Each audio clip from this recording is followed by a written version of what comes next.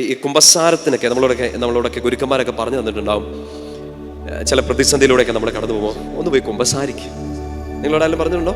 സാധാരണ പാപികളോട് ഞങ്ങൾ പറയാറുണ്ട്, ഒന്ന് കുമ്പസാരിക്കും. നമ്മുടെ ഉള്ളിൽ നിന്ന് ഈ പാപം, ഈ കുറവുകളൊക്കെ ഒന്ന് കഴുകുമ്പോഴത്തേനും, നമ്മുടെ ഈശോയുടെ സന്നിധിയിൽ പോയി ഒന്ന് പറയുമ്പോഴത്തേനും ഒരു ആശ്വാസം ഉള്ളിലേക്ക് നിറയാറുണ്ട് അല്ലേ? പരിശുദ്ധാത്മാവ് ഒരു കൃപ തരാറുണ്ട്.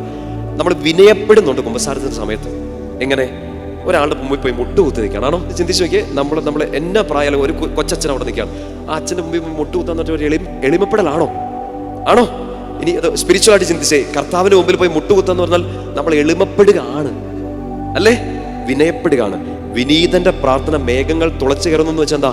കുമ്പസാരിച്ച് ഒരുങ്ങി വിശുദ്ധിയിൽ നിൽക്കുന്ന ഒരുവന്റെ പ്രാർത്ഥന മേഘങ്ങളിൽ പോയി തട്ടി നിൽക്കല്ല, ആ മേഘങ്ങളെ തുളച്ചു കയറുന്നു. അച്ഛൻ പറയുന്നത് മനസ്സിലാവുന്നുണ്ടോ? ശക്തിയോടെ പറഞ്ഞേ ഹല്ലേലൂയ. ശക്തിയോടെ പറ ഹല്ലേലൂയ.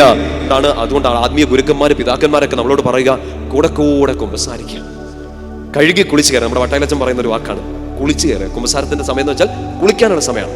പരിശുദ്ധാത്മാവ് നമ്മളിങ്ങനെ സോപ്പൊക്കെ തേച്ച് കഴുകി ശുദ്ധീകരിച്ച് കുളിപ്പിച്ച് കയറ്റുക. ഓരോ കുമ്പസാരവും നമ്മളിലേക്ക് ചെയ്യുന്നത് ആ ഒരു വലിയ ശുശ്രൂഷയാണ്, നമ്മളെ കഴുകി ശുദ്ധീകരിക്കുന്നത്.